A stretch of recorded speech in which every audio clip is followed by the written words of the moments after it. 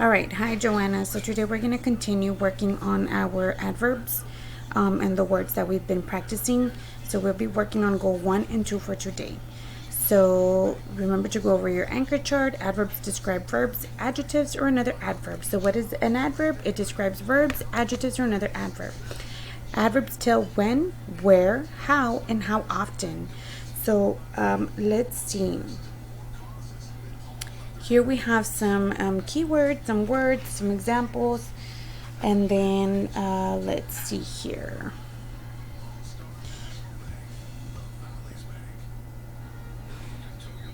You have worksheets for the following, for the next 3-4 weeks.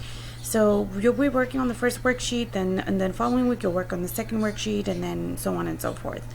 So you'll be doing 1 through 5. So use the following adverbs of way, up, sometimes, late, never, always, early, quietly, yesterday, daily, swiftly, very, inside and outside to appropriately complete a sentence.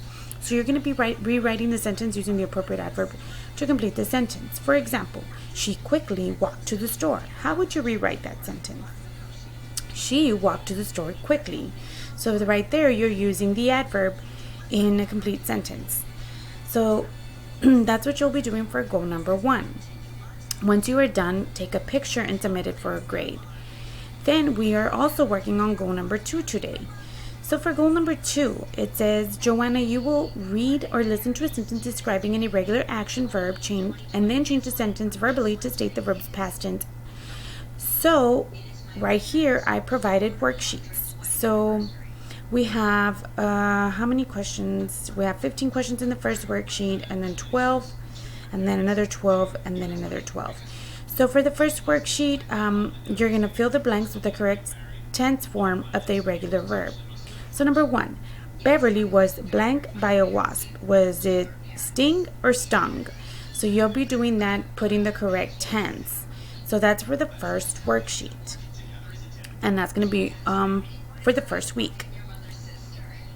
Then the following week, you'll be working on the second worksheet, and you'll be doing the same thing. You're going to be changing the tense verb. And the same thing for the third worksheet, and then the same thing for the fourth. And so we'll be working on goal 1 and 2. If you have any questions, please feel free to contact me so that I can answer any questions. But remember, you have your anchor charts here that can help you. You've already been working on them, so I just want to see what progress you have made.